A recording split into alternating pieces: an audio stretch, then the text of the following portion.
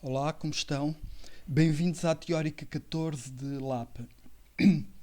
Bem, para hoje o tema principal é criação dinâmica de variáveis usando malloc e já agora manipulação dessas variáveis através de apontadores. Okay? Eu preparei aqui um exemplo bem grande, com muitos casos e alguns dos quais iremos discutir agora, daqui a pouco. Em todo o caso, como este exemplo é grande e eu gosto de mostrar código bem arrumado, eu decidi também nesta aula falar um pouco de modularidade em C. E aliás é porque que eu vou começar, ok? Primeiro falar um pouco de modularidade e já vamos às variáveis dinâmicas em malloc, em C. Olha, para começar, o suporte que o C tem para modularidade, ainda bem que existe, mas é muito, muito básico. É assim, para já, o controle de visibilidade dos símbolos entre vários módulos é efetuado ao nível do ficheiro, ok? E, à partida, num ficheiro com código C, todas as variáveis globais e funções são públicas, são, digamos, exportadas por omissão. Se eu quiser dizer que uma variável ou uma função é privada, então eu devo colocar na definição a palavra static. Pronto. É pena não ser a palavra private, mas pronto, é assim. É a palavra static que se usa.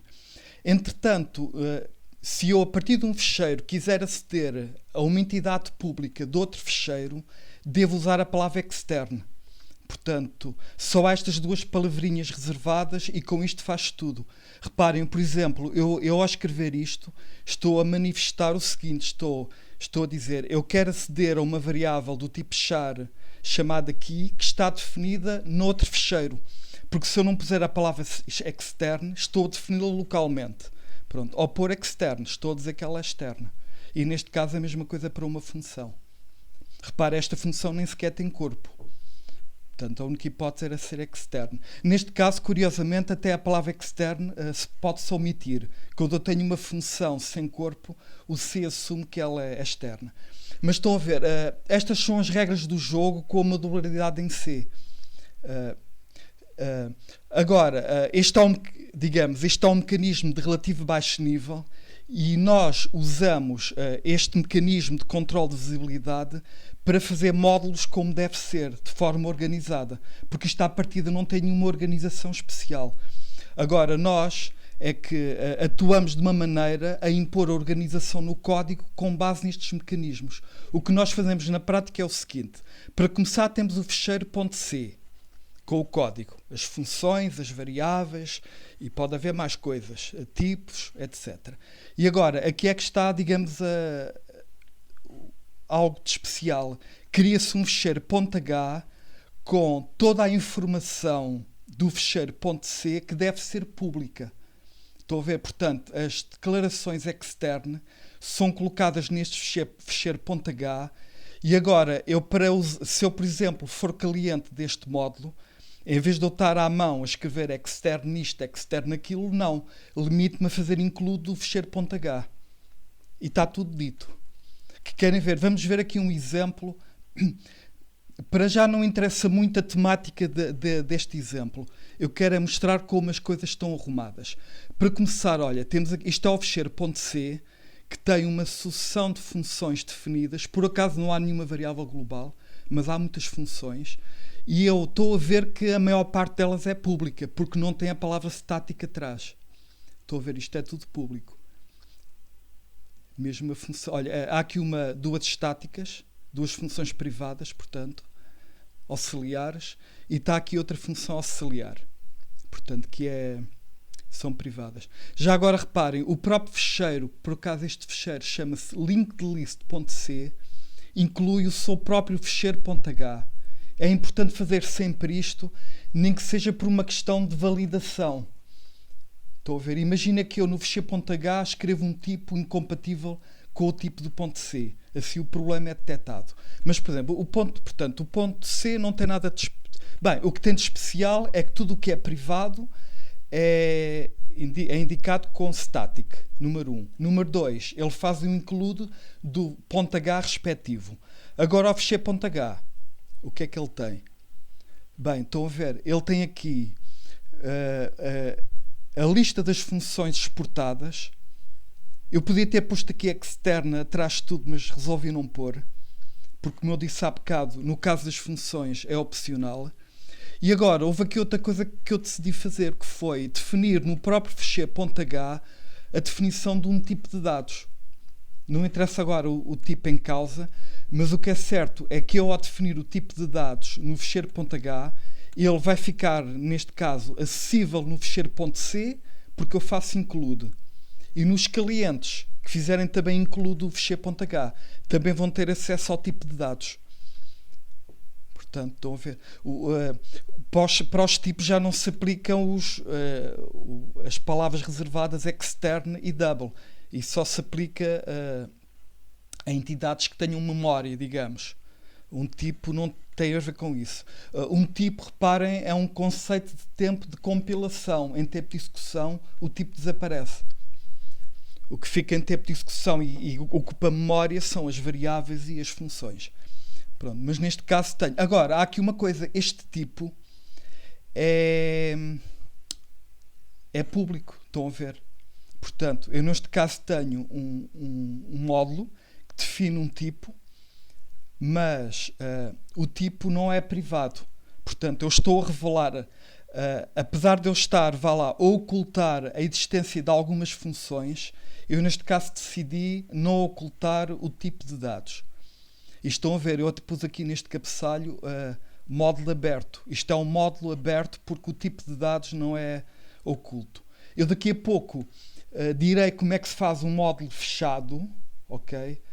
Mas eu não posso explicar agora porque para perceber como é que se faz o módulo fechado temos que ter alguma consciência do que é que este tipo representa. E eu disse que ainda não queríamos falar disto. Estou só a chamar a atenção, neste caso, para a palavra static, extern e para estes includes. Mas, portanto, a história básica sobre os módulos em C é aquela que eu acabei de contar. Portanto, há um mecanismo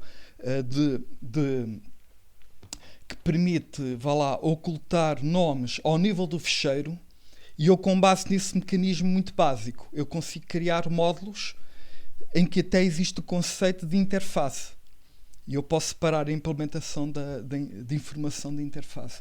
Até faz lembrar um pouco o OCaml, porque em OCaml também há um fecheiro de interface. Vocês sabem isso. Ok, mas vamos de qualquer maneira ao prato principal da aula de hoje. É que eu quero falar hoje sobre criação dinâmica de variáveis e a relação que elas têm com os apontadores. Para já, para criar uma variável dinâmica em C, usa-se esta função primitiva de biblioteca que se chama malloc. É de muito baixo nível, como estão a ver. Nós até dizemos o tamanho da variável que queremos criar. Agora, para manipular a variável, como é que se faz? Reparem, as variáveis normais têm nome e é através do nome que nós manipulamos as variáveis. Mas as variáveis criadas dinamicamente não têm nome à partida. Eu posso criar 1000, 10.000, não vou inventar 10.000 nomes. É através de apontadores que se manipulam essas variáveis. E o próprio malloc, como estão a ver, a função malloc, produz um apontador para a variável que foi criada. E ainda há aqui outra coisa interessante, o apontador é do tipo void asterisco, ou seja, é compatível com todos os apontadores. Não tem que andar a fazer um cast quando usa o malloc. Agora, para que é que eu quero variáveis dinâmicas em C?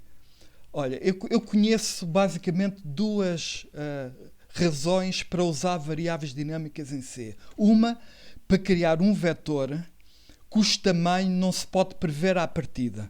Eu estou aqui a exemplificar. Estão a ver, olha, estou a criar aqui um vetor com 10 inteiros. Por acaso aqui o 10 é uma constante, mas até podia ser uma variável inteira cujo valor era desconhecido. Isto é para simplificar que eu estou aqui a pôr 10. Estão a ver, eu estou a mandar criar um bloco de memória que tem o tamanho de 10 vezes o tamanho do inteiro. Portanto, percebe-se. E agora, estou a atribuir isto aqui a um apontador, a um int asterisco. Olha, já agora, pus aqui conste para obrigar o apontador a ser constante. Vocês sabem, em C, quando se define um vetor da maneira normal, o nome do vetor, tecnicamente, é um apontador constante.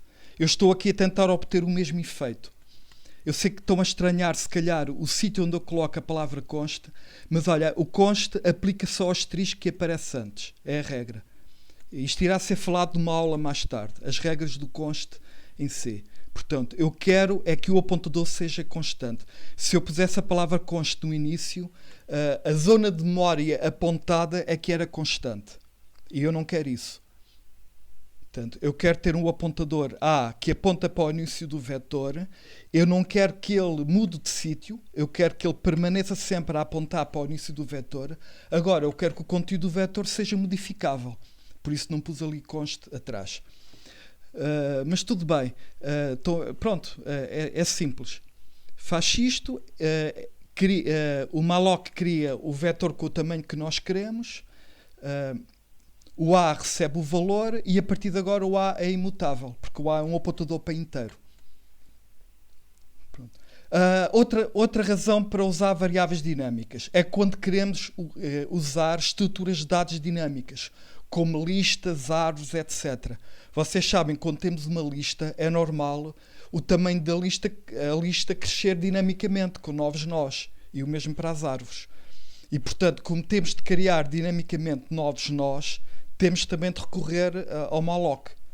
E, portanto, já agora outra coisa, para destruir, para eliminar uma variável dinâmica que tinha sido previamente criada com o malloc, nós usamos esta primitiva free. Pronto. Se nós não usarmos o free nunca, sabem, pode haver o perigo da memória se esgotar. Isto é, imaginem um programa que está constantemente a fazer malloc, a criar novas variáveis e nunca liberta a memória. Há de haver uma altura em que a memória acaba. E já agora, nesse caso, o malloc devolve o valor nulo para dizer que não há mais memória. E aí só nos resta abortar a execução, porque não podemos continuar. Pronto. Mas o free, de qualquer maneira, é importante enfatizar este free porque em Java e em OCaml não se usa free.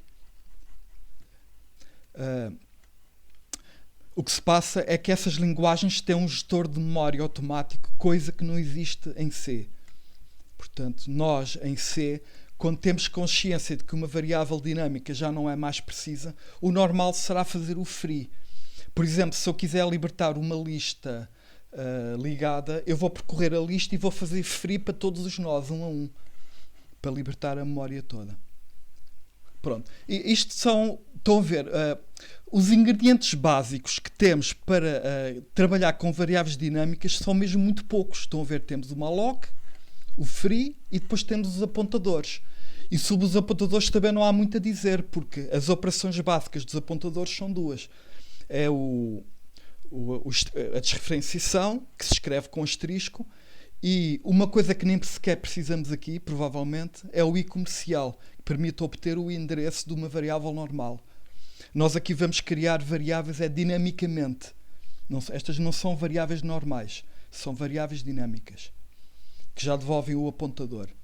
Agora, o que se passa é que, eu quero realçar, é que com estes ingredientes tão simples, muitas vezes, e isto acontece e está fora do nosso controle, quando começamos a querer usar estes ingredientes para resolver problemas reais, começam a surgir algoritmos bem complicados, que são difíceis de perceber. Ok. Em todo o caso, olha, o grande exemplo que eu disse que queria dar na aula de hoje é uma representação de listas ligadas em C. Vamos trabalhar na aula de hoje, a partir de agora, com listas ligadas. Estou a ver? Vamos esquecer os arrays que podem ser criados com um tamanho dinâmico e vamos dedicar a uma estrutura de dados dinâmica particular que são as listas. Então, vamos examinar, para começar, o tipo de dados que vamos usar. Bem, este tipo, para já, é um bocadinho difícil de explicar, mas olha, estão aqui a ver ao lado este gráfico. Pronto, olha, uma lista ligada é uma sucessão de nós em que cada nó tem 2 campos. O primeiro é o mais fácil de explicar. Eu vou chamar data, é onde eu guardo os dados. Por exemplo, se eu tiver, olha, neste caso, o tipo data com D grande é double. Portanto, eu estou a pensar numa lista ligada de números reais. Portanto, cada nó da lista vai ter um número real. Além disso, cada nó tem o apontador para o nó seguinte. É assim que isto é implementado. Reparem, a vantagem de ter isto representado desta maneira é que, pelo menos, algumas operações ficam mais eficientes.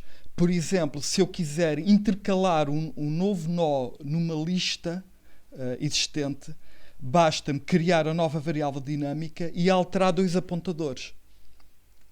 Pronto, se eu tiver a guardar a sequência num vetor, eu já vou ter que abrir espaço no vetor, empurrando uma série de valores para a frente, e, portanto, isso é uma operação muito mais cara.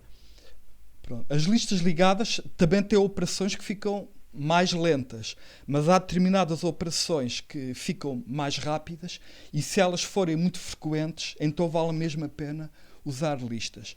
Agora, o tal campo que dá, que indica o nó seguinte, reparem como eu estou aqui a definir.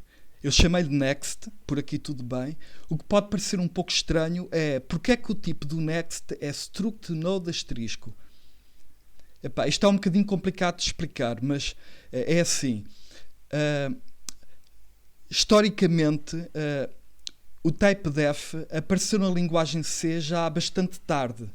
Okay. Antigamente não havia typedef e as pessoas durante anos e anos trabalhavam sempre com registros, coisas deste tipo, e nessa altura já era possível haver registros recursivos, e esta sempre foi a maneira de definir um tipo de registro recursivo. Porquê é que é recursivo? Porque, reparem, o segundo campo do nó aponta para um valor que tem o mesmo tipo do próprio nó. Nesse sentido é recursivo. E, portanto, o tipo dos nós está aqui a ser definido à maneira antiga. Acontece que quando o typedef foi introduzido mais tarde, ele não suportou recursividade. Quer dizer, quando o tipo de dados é recursivo, eu tenho que programar da maneira antiga. E, portanto, tenho que pôr aqui, dar um nome à própria struct. Estão a ver? Isto é em vulgar. Eu só faço isto quando o tipo é recursivo.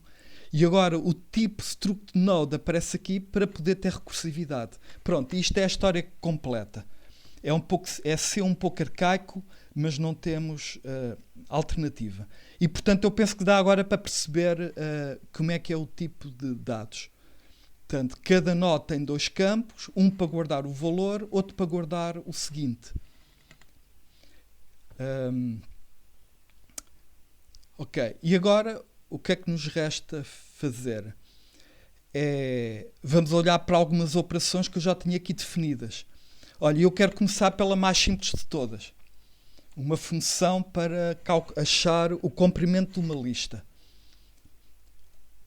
Bem, deixa-me puxar isto aqui para a direita. Ok, assim conseguimos ver tudo. Olha, vamos observar este código e imaginar a sua execução. Nós aqui estamos perante código imperativo e aqui temos mesmo de fazer, digamos, de robôs e de imaginar a execução disto. Esta é a maneira típica de determinar o comprimento de uma lista ligada em C. Reparem, eu recebo como argumento uma lista. Ok, este tipo de lista talvez também precise de uma explicação. Reparem, o tipo list, onde é que ele está definido? Eu digo que o tipo list é um apontador para nó. Portanto, escrever aqui list é equivalente a escrever node asterisco, com N grande. Mas assim é muito mais simpático. E, portanto, olha, imagina que a lista que eu estou a receber é esta, que está aqui desenhada. Estão a ver o L? É um apontador que aponta para o primeiro nó da lista. Nós vamos trabalhar com listas destas. Reparem, são as mais básicas de todas. Há muitas variantes quando se trabalha com listas. Por exemplo, às vezes Uma maneira também tradicional de trabalhar com listas é ter o apontador para o primeiro nó e um apontador para o último. Pronto, aqui fica a saber. Nós vamos sempre trabalhar com listas minimalistas, em que temos apenas o apontador para o primeiro nó, que é o que temos aqui. E agora reparem como é que a conta é feita, como é que se calcula o comprimento da lista, que é 3. Bem, tenho aqui um contador que começa a 0. Olha, eu aqui estou a percorrer a lista usando o próprio L, não é proibido. Aliás, olha, eu vou tirar o L daqui e vou pôr este. Ups, já fiz disparado. Undo, é este que eu quero. Pronto, estão a ver? O L está no início. Em cada volta do ciclo, reparem, eu pus o L a receber o L seta next. Estão a ver? Esta operação de seta é uma operação que permite usar o L. O L é um apontador. E o que isto indica é que eu estou a aceder a um campo do registro apontado pelo L. Eu tenho aqui a opção de escrever L seta data, se precisar de aceder à parte ao número real usando o apontador L, ou next se quiser aceder ao próprio apontador. E penso que dá para perceber que aqui estou a avançar. Portanto, o contador começa a 0. O que eu faço em cada volta é o seguinte: conto mais 1. Portanto, o contador ponha 1 e avanço. Quando o L recebe o next, este L avança para aqui. Portanto, o contador já está a 1. Agora, novamente, o contador passa a 2. E agora, novamente, o contador passa a 3. E quando isto acaba, o L vai ficar a null.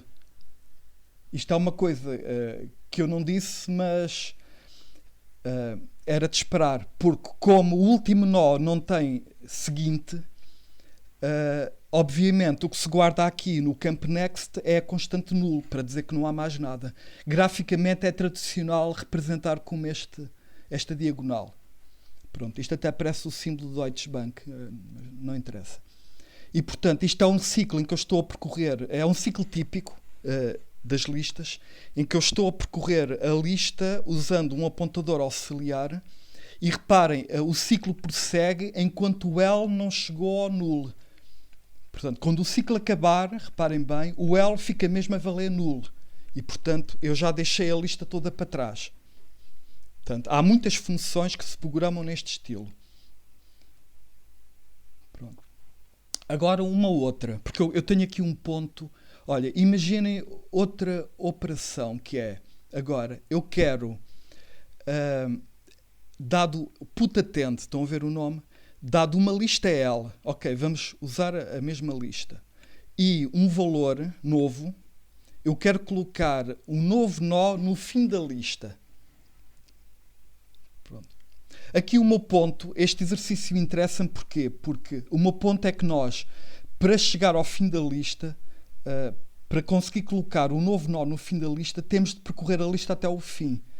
E nós não vamos querer fazer um ciclo como o Lang, porque este ciclo percorre a lista até o fim e deixa a lista para trás. Não. Nós aqui temos de parar com o L em cima do... O L ou outro apontador qualquer, em cima do último nó, para depois conseguirmos aceder ali ao next dele e atrelar um novo nó. Ok? Portanto, vamos pensar nisto. Eu vou voltar aqui a pôr o L. Já vão ver porquê. Eu aqui vou usar um apontador auxiliar. Chamei-lhe P, para percorrer. Mas pronto, eu quero chamar a atenção principalmente para este ciclo que vai percorrer a lista até o fim, mas para no último nó. Portanto, estão a ver. O avanço é o habitual. P recebe P next. O P começa em L. Desculpem. Pronto, é o que está aqui. É a situação que estou a mostrar no diagrama. E agora, dentro do ciclo, o P vai avançando para aqui, depois avança para aqui, e agora o ciclo prossegue enquanto o P seta next é diferente de nulo. Esta condição, basicamente, testa se já atingimos ou não o último nó. E reparem, quando eu estou em cima do último nó, o next vale mesmo nulo. E, portanto, o ciclo for termina. Reparem, o corpo do for é um ponto e vírgula. Portanto, isto é um ciclo vazio. Okay? Portanto, é só para ir até ao fim.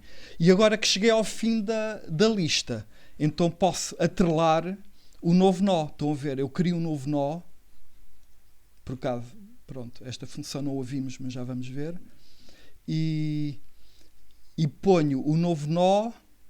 Aliás, posso fazer isso. Criar um novo nó. Copy, paste. Já está.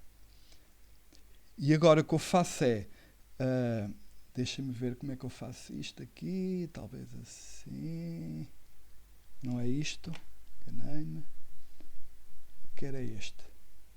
Pronto. Vou pôr aqui uma seta estranha. Desviar isto para aqui. Então. Já está. Portanto, o que eu estou aqui a fazer... Estou aqui a pretender representar esta atribuição. Estou a ver, portanto, o pSetNext, que é aquela caixinha que tem a diagonal, agora recebe o novo nó que eu criei. E já agora eu estou a criar um nó que tem o valor indicado aqui, o val, não interessa muito, mas vou pôr aqui o valor, qualquer que ele seja. Pronto. E vou pôr aqui a diagonal aqui dentro. Então, o que é que se passa aqui? Tal. Isto custa um bocadinho a fazer. Pronto. E desaparece dali a diagonal. Pronto. É basicamente o que isto faz. Agora reparem, esta função recebe uma lista. Produz uma lista. A ideia, de acordo com o enunciado que nós estamos aqui a ver, é retornar a lista original, mas com mais um valor no final. Portanto, eu quero retornar a lista que entrou. Por isso é que eu usei um apontador auxiliar, P, porque eu quero no final retornar o L original. Há aqui apenas um caso especial, que é o caso. Se a lista for vazia, então quero criar uma lista que tem apenas um nó. Já agora, reparem, isto é típico. Isto não é sempre, mas normalmente aquelas funções que têm um ciclo com esta terminação não têm que tratar à parte o caso da lista vazia. Quase nunca. Pronto. Quando nós temos que estar a raciocinar nestes termos e tratar de forma especial o último nó, então como há um raciocínio especial para o último nó, então a lista vazia tem que ser tratada à parte. Porquê? Porque a lista vazia não tem o último nó. E, portanto, é um caso à parte. Portanto, eu ainda só mostrei 2 exemplos e foi para contrastar ciclos que percorrem a lista até ao fim, passando para lá do último nó, que é este caso, e ciclos que vão até ao fim da lista, mas param em cima do último nó. São 2 situações bem diferentes. Olha, já que precisamos aqui de criar um novo nó, vamos rapidamente olhar para este new node, que não tem nada de especial. Reparem, é uma função privada que cria, estão a ver, um novo nó com o tamanho correto, estão a ver, size of node, preenche o que eu estou a chamar n ao apontador para o nó, e através deste apontador estou a preencher o valor e o next e retorno o apontador. Portanto, isto não tem nada especial. Agora, eu tenho mais 2 exemplos para discutir e estes são mais complicadinhos. Até vão haver aqui 2 técnicas que vão ter nomes oficiais. A técnica do apontador para o último nó e a técnica do apontador atrasado. Ok, vamos ver onde é que eu quero chegar com isto. Olha, imaginem este problema. Eu quero uma função, não se esqueçam que estas listas são listas de valores reais. Pronto, imagina que eu quero uma função para criar uma lista de valores reais em que os valores vão de A, sei lá, a partir de 2.5 até B, por exemplo, até 7.4, não interessa. E eu quero ir de... Deixa-me ver como é que isto está aqui... de 1 em 1. Está aqui. Mais 1 e mais. Pronto. Eu quero, portanto, gerar... imagine que o A vale 2.5. Eu quero criar a lista com os valores 2.5, 3.5, 4.5 por aí fora, até ao limite. E a questão é como é que eu criei esta lista. É que há aqui uma dificuldade importante e interessa discutir isto na aula teórica. É que, tendo nós uma lista, é muito fácil acrescentar valores à cabeça. Porque nós temos, geralmente, acesso direto à cabeça. Estão aqui a ver este L. Este L aponta para a cabeça da lista e é fácil intercalar aqui um nó antes. É pôr aqui o nó ao lado, pôr o L a apontar para o novo nó e pôr o novo nó a apontar para o nó original. Pronto. Agora, o que eu quero aqui fazer é criar uma lista a pouco e pouco, mas quero ir fazendo crescer a lista no fim. Estão a ver? Já agora, eu tenho a mesma função programada em 2 estilos. Eu preferia que olhássemos primeiro para o estilo de baixo. Está bem? Porque é mais fácil de perceber. O de cima é, digamos, uma espécie de abreviatura. E vamos simular. O que é que eu estou para aqui a fazer? Ok. Boa, já retomei. Quero apagar isto. Vamos supor que estamos mesmo a criar a lista. Eu comecei aqui com o valor, como disse há bocado, 2.5, por exemplo. Ups. Ok, está ali o valor 2.5. Aliás, reparem, o primeiro nó da lista é criado fora do ciclo. Porque isto não deve surpreender. É porque nós, como disse há pouco, queremos ir acrescentando os valores no final da lista. Ora, se é assim, o caso da lista vazia tem que ser especial. É o que se faz aqui. Portanto, estou a criar o primeiro nó com o valor 2.5, imaginem isso. E agora, eu quero manter este L permanentemente a apontar para o primeiro nó, até porque o resultado final vai ser L. E agora, para poder acrescentar os valores no fim, o que é que eu vou fazer? Vou inventar um segundo apontador, a que vou chamar last, e este apontador aponta permanentemente para o último nó da lista. E agora, vamos ver o que é que temos de fazer para acrescentar um nó novo na lista. Bem, primeiro, deixa eu ver, copy, paste, criar aqui um novo nó. Ok, espera, não era bem isto que eu queria. Portanto, para começar, criar um nó. Olha, aliás, isso é algo que eu faço aqui. Estou a criar o novo nó. Agora, temos de pôr este apontador. Ok, pronto, se quiserem, para imitar concretamente isto, use este apontador Q para indicar o novo nó. Portanto, primeiro passo, criei o novo nó. Agora, tenho que pôr o last, o último nó da lista, a apontar para o novo nó. É o que eu faço nesta segunda atribuição. Estão a ver? Last set next recebe Q. E pronto, a maneira gráfica de representar isto é por aqui o coisa. E já agora, o novo nó não vale 2.5, vale 3.5. Houve aqui um engano meu. Pronto, é assim. Portanto, eu já atrelei o novo nó. E agora, o que é que eu tenho que fazer? Reparem, o último nó deixou de ser o 2.5 e passou a ser o 3.5. Tenho que avançar o last. Pronto. E, portanto, reparem, eu para acrescentar um valor no fim da lista tive que fazer 3 coisas. Primeiro, criar um nó. Segundo, atrelar o nó no fim da lista. E terceiro, atualizar o last. É o que eu faço aqui nestas 3 linhas. E reparem, o que estou aqui a fazer repetidamente é isto. Tenho aqui um ciclo em que o i vai de A mais 1 até B. Portanto, o i vai tomar os valores 2.5, 3.5, 4.5, por aí fora. Neste exemplo, e em cada volta do ciclo eu faço isto repetidamente e vou acrescentando nós no fim. Agora, isto é uma situação muito, muito frequente. Reparem, talvez concordem comigo que é natural para criar listas novas, fazê-las crescer no fim. Pelo menos, pronto, é uma técnica que temos de saber em todo o caso. Sobre acrescentar à cabeça eu nem sequer falo.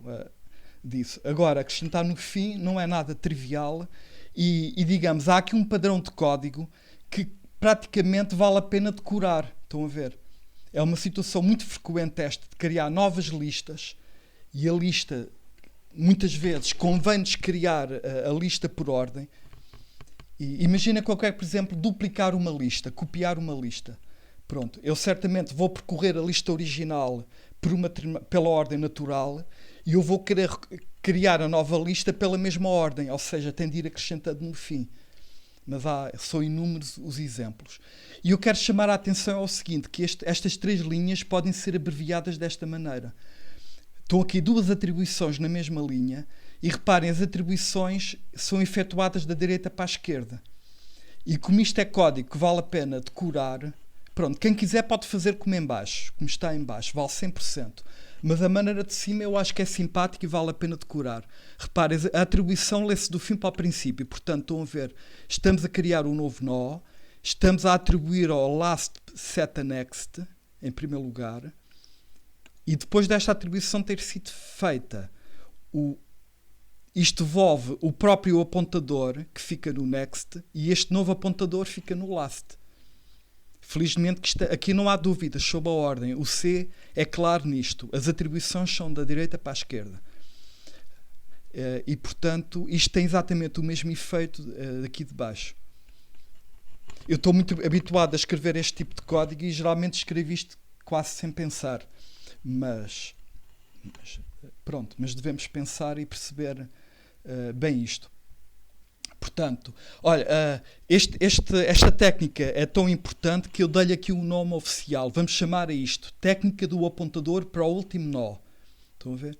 Portanto, quando queremos criar listas novas que crescem no fim, usamos sempre esta técnica. Pronto. Agora, outro exemplo com outra técnica ainda mais complicado. É o seguinte.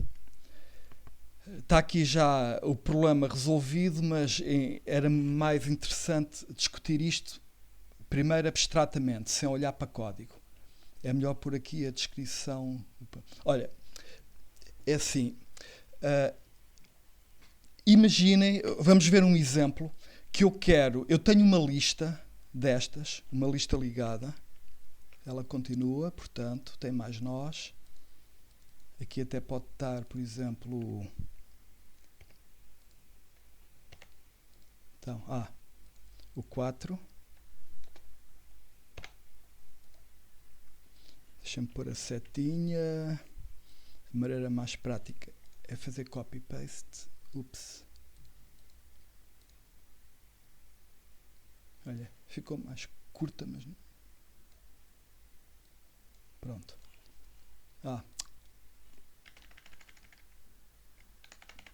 Pronto. Ok, nós vamos discutir agora um problema que não é trivial, é um bocadinho complicado, e é uma situação em que temos uma lista, por exemplo há uma lista existente, nós não a estamos a ver toda, não interessa. Vamos imaginar que ela continua aqui, mas não está à vista. Pronto, ela continua para aquele lado. Mas eu quero agora, sobre esta lista,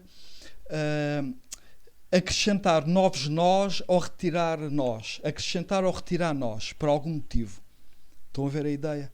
Pronto, é sempre um pouco complicado. O exemplo que eu quero falar é um exemplo de filtragem em que eu quero ir a uma lista, por exemplo esta, e quero remover todos os nós que não me interessam. Quero filtrar os nós que não verificam uma propriedade. Deixa eu ver. Ou verificam a propriedade, deixa-me ver. A propriedade é to keep. Portanto, a propriedade... Olha, está aqui o cabeçalho da função. Eu recebo uma lista de nós e uma função booleana que me vai dizer quais são os nós que eu quero manter. Portanto, ela vai devolver true quando é para manter. Quando não é para manter, o nó é para eliminar.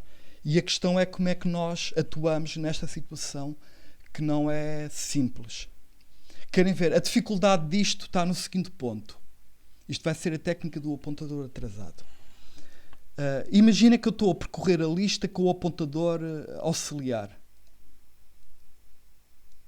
Onde é que ele está? Olha, apaguei-o há bocado. Copy, paste, agrupar. Pronto, há aqui um comando G que agrupa vários elementos. Portanto, imaginem que eu vou percorrer a lista usando este apontador. E eu, em cada nó da lista, eu vou perguntar, será que este nó é para manter? Ok, imagina que eu faço isto. Vou percorrer a lista. O 2.5, este nó, testo, é para manter? Ok, eu digo, pronto, sim. Então fica, avanço. Agora este, é para manter? Imagina que a resposta é não, que o nó não é para manter. E agora eu tenho aqui uma grande dificuldade, porque eu, para eliminar este nó, eu tenho que fazer algo deste género. Querem ver? Tenho que criar aqui uma ligação direta dali para ali, eliminando o nó do meio, porque eu quero eliminar o nó. O problema é que eu já avancei, o P já avançou, e eu perdi acesso ao next do nó que eu precisava de modificar.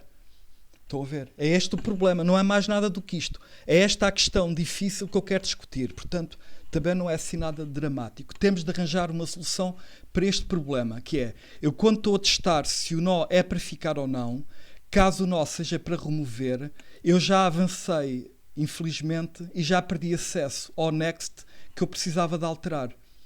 Ok, há duas soluções para isto. Uma é usar um segundo apontador auxiliar que está sempre atrasado. Estão a ver? Está sempre atrasado. Há uma hipótese. E funciona. E quem quiser pode fazer assim. Agora, essa solução para mim não é a preferida, porque eu preferia resolver isto com um único apontador, e é possível. O que eu vou fazer é o seguinte, reparem. É assim. Eu, para testar um nó, e reparem, eu estou a chamar isto de técnica do apontador atrasado. Eu vou convencionar o seguinte.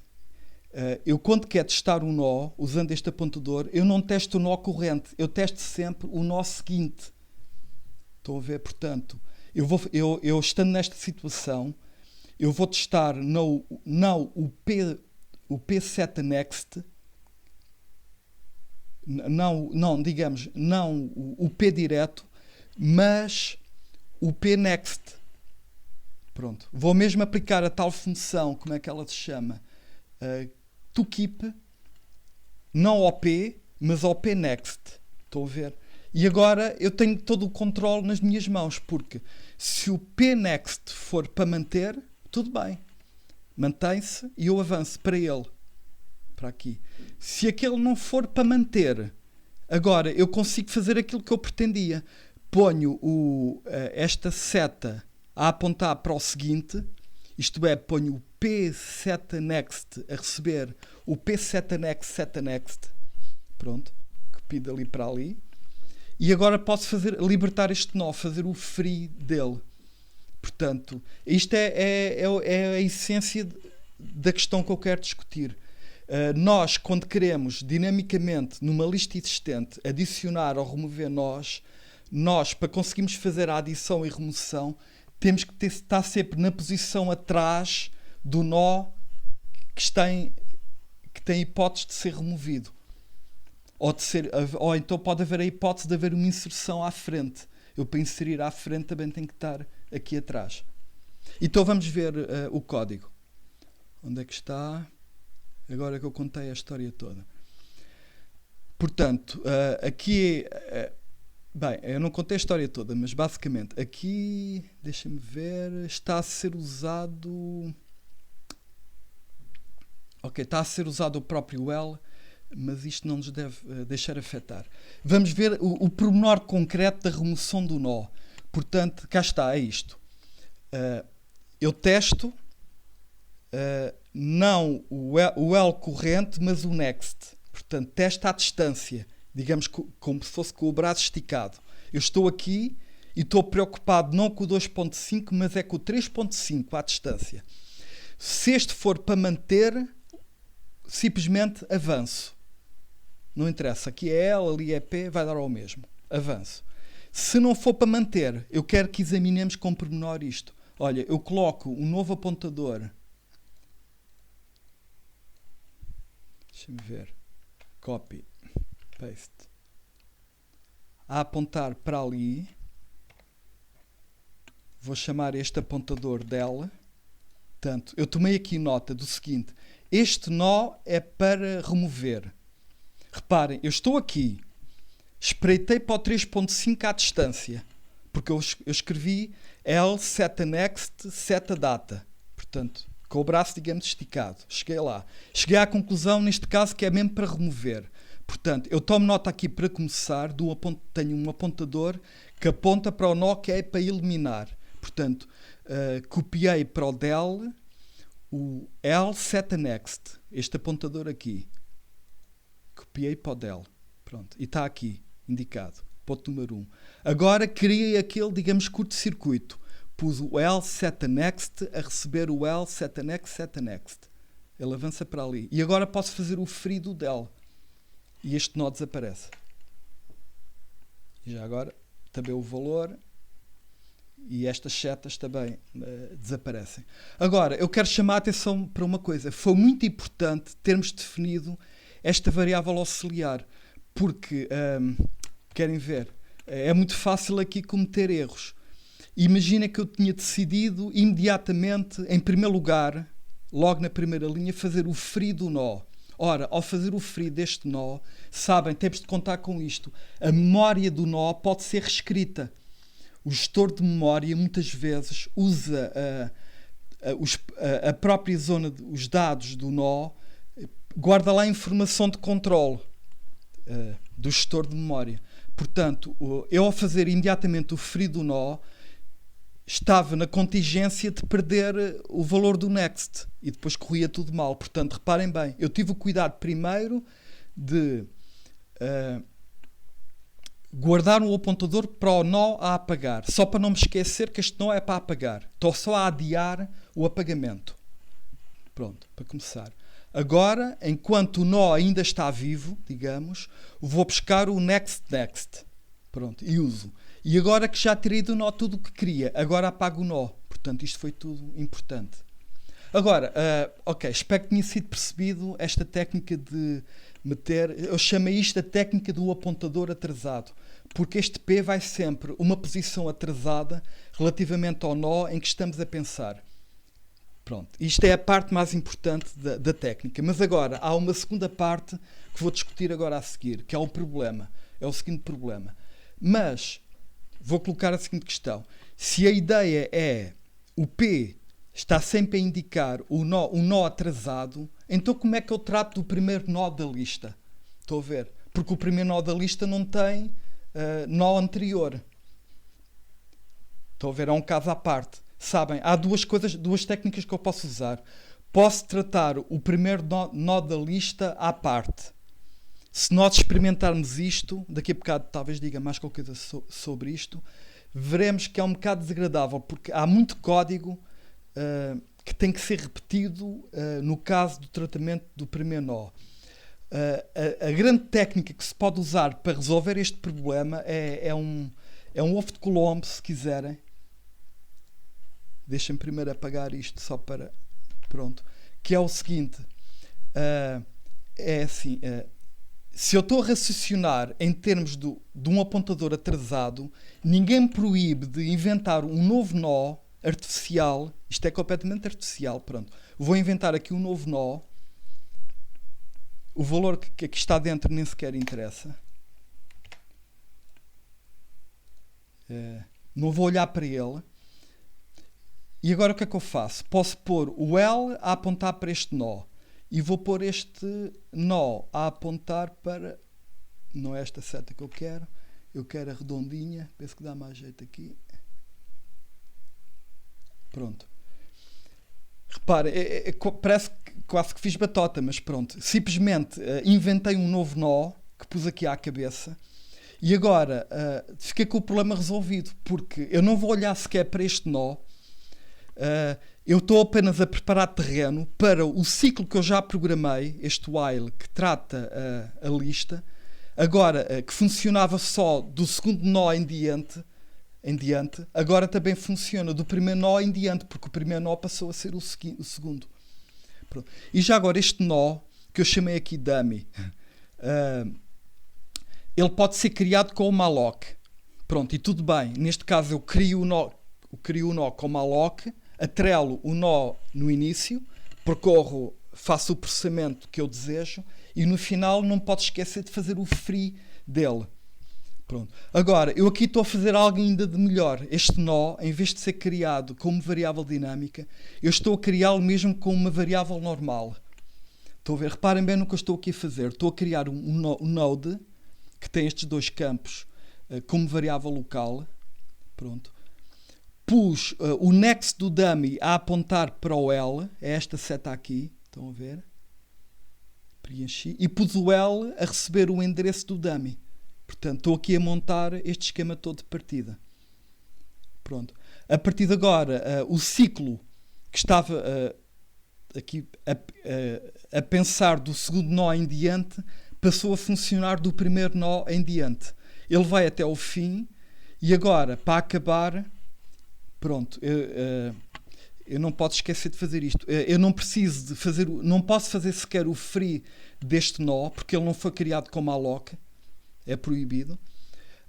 Só que o resultado final é exatamente o next deste dummy, porque não te esqueçam, nós guardamos o L no next. Estão a ver? E há aqui uma coisa um bocado subtil. Será que podíamos retornar aqui cegamente o L? Por acaso não. Porque imaginem que, reparem, este exercício tem a ver com a eliminação de nós. E pode muito bem acontecer que seja eliminado o primeiro e o segundo nó, por exemplo. E, portanto, o próprio início da lista vai ser modificado. Portanto, o verdadeiro início da lista final está guardado aqui no dummy.next. E porquê é que é ponto e não seta? Porque isto não é apontador, mas é mesmo um registro direto. Pronto. Espero que tenham percebido isto. Nós vamos fazer outro exercício semelhante a este na aula prática. Pronto. Mas é uma situação também muito, muito frequente e, portanto, vale a pena estudá-la na aula teórica. A situação é esta, nós temos uma lista e queremos inserir ou remover nós pelo meio. E nós sabemos, já vimos, que para inserir e remover nós temos que estar situados no nó anterior. É a única maneira de inserir e remover nós, para termos acesso ao next. E, portanto, esta é a melhor técnica que eu conheço. E estou a ver, a solução final até fica bastante elegante, mas isto está cheio de truques. Portanto, aqui estou eu a inserir o nó dummy à cabeça. Pronto. Tenho aqui o ciclo que percorre a lista e que, se o nó é para manter, simplesmente avança. Se não é para manter, remove-o. Olha, eu tenho aqui no fim, não quero discutir isto agora, mas eu resolvi o mesmo problema, chamei filter 2, sem usar o nó dummy. Isto é, eu aqui estou a tratar à parte o primeiro nó da lista. Ok, estão a ver, fica um bocado complicado, porque eu tenho que ter um ciclo que considera a hipótese de os primeiros elementos da lista terem de ser removidos. E, portanto, eu estou aqui a complicar a coisa imenso. Isto está bem e vale 100%, mas vocês comparem as duas soluções e vejam lá qual é a que querem usar efetivamente. Claro, ok, portanto, eu acabei por mostrar duas técnicas especiais que ocorrem muitas vezes na prática agora, apesar de, eu diria que os problemas sobre listas ligadas que ocorrem na prática, na programação do dia-a-dia, eu diria que podem se organizar em várias categorias. Ok, há aqueles que são bastante simples, que nós começamos por ver, achar o comprimento da lista, acrescentar um nó no fim da lista, para mim está no campo do simples. Depois, outra categoria, operações que obrigam a fazer crescer as listas no fim. Pronto, é uma técnica que está aqui. Outra categoria, operações que envolvam alterar a lista dinamicamente, meter e retirar nós. Como devem imaginar, há muitos problemas deste tipo, porque as listas servem para guardar nós e, portanto, muitas vezes iremos inserir e remover. Pronto. E agora, não escondo isto, isto não esgota tudo. Há infinitos problemas complicados que eu consigo inventar que não se podem resolver com estas duas técnicas. Pronto. São problemas... Pronto, até poderia haver mais algum padrão interessante que valia a pena estudar. Mas, aliás, na próxima aula prática nós vamos trabalhar muito com exatamente este módulo que estamos aqui a fazer. Vamos enriquecê-lo com mais operações e vão haver também situações dessas. Vão lá haver situações em que o problema é simples, situações em que o problema se pode resolver usando estas técnicas e situações completamente novas em que aí temos que usar a nossa imaginação e resolver o problema. Com a experiência, entretanto, ganha. Olha, uma coisa também que eu gostava de referir é que uma boa medida da dificuldade destes algoritmos é o número de apontadores auxiliares que precisamos de usar. Estou a ver, por exemplo, para acrescentar um nó no fim da lista, eu precisei aqui mesmo de usar um segundo apontador. Ok? Aqui, no caso do filter, bastou-me usar o L, não, mas também usei o del, 2 apontadores, e usei o dummy, 3. Portanto, isto já tem um nível de dificuldade que eu poderia chamar 3, porque precisei de manter 3 apontadores simultaneamente e permanentemente no meu raciocínio ter consciência da existência desses apontadores e do seu significado. Pode ser um bocado complicado. Olha, isto é outro ponto. Estes algoritmos, portanto, muitas vezes são complicados. E agora, há aqui uma coisa que eu gostava de vos mostrar. Porque, estão a ver aqui, eu aqui estou a implementar o mesmo módulo em C, só que aqui estou a usar o método indutivo. Eu peço que vocês olhem para aqui depois e talvez tenham alguma curiosidade. Por exemplo, olha, o tal list make range, que constrói uma lista nova acrescentando coisas no fim. Eu estou aqui a programá-lo com o método indutivo. Estou a assumir como ponto de partida que já tenho a lista dos valores de A mais 1 até B e depois acrescento à cabeça o A. Fica muito simples. Para achar o comprimento da lista, o comprimento é 1 mais o comprimento da cauda. Ok? Não tem nada que saber. Mesmo o filter fica muito, muito simples. É só isto. Se o nó é para apagar, alteramos o next. Se não, pronto, retornamos o próprio. Agora, o que eu quero dizer é que isto em C vai ser proibido. Porquê? Porque o C não está otimizado para a recursividade, número 1. E número 2, é suposto, nós estudamos aqui na disciplina mesmo, maneiras de trabalhar com listas ligadas e outros tipos de estruturas dinâmicas de forma imperativa. E, portanto, isto que eu estive a falar é mesmo para aprender. Okay. Agora, para encerrar a aula, e não se esqueçam que a próxima aula teórica vai ser toda sobre isto, portanto, vamos continuar a treinar este tipo de coisas. Só me faltou dizer uma coisa. Como é que é um pormenor que tem a ver com modularidade?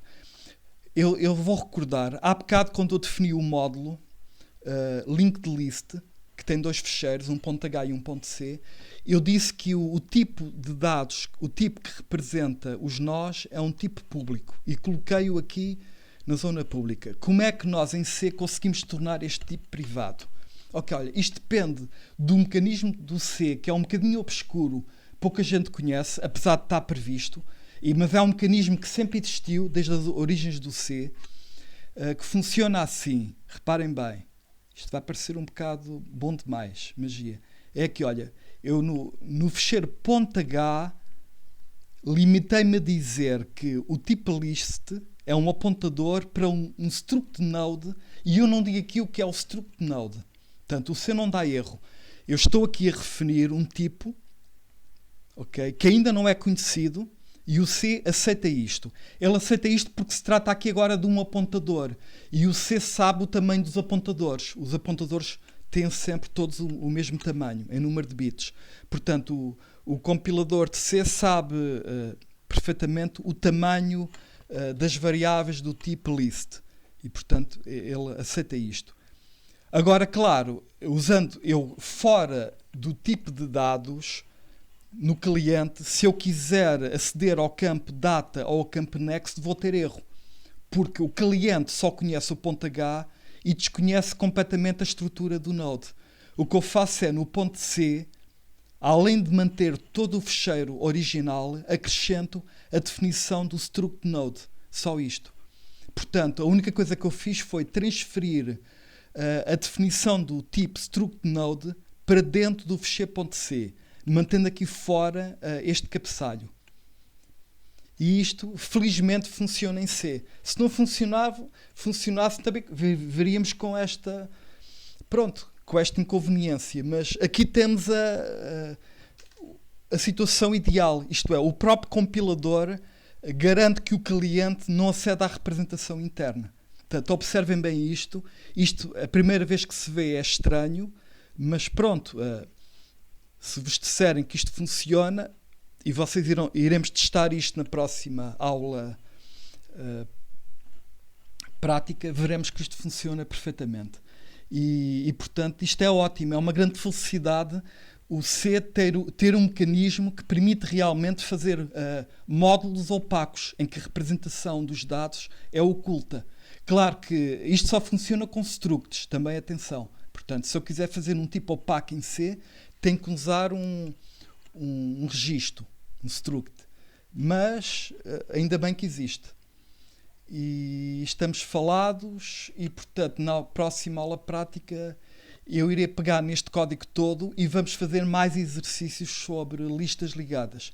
Aliás, isto é um tema que aparece com muita frequência no teste, porque, pronto, isto é um dos grandes objetivos desta parte da disciplina. Saber trabalhar com apontadores para resolver problemas não triviais usando uma técnica imperativa. É mesmo o objetivo. E portanto, nós enfatizar-se isto muito. Estão a ver, há uma aula prática inteira dedicada a isto. E isto, garantidamente, é avaliado nos testes e exames.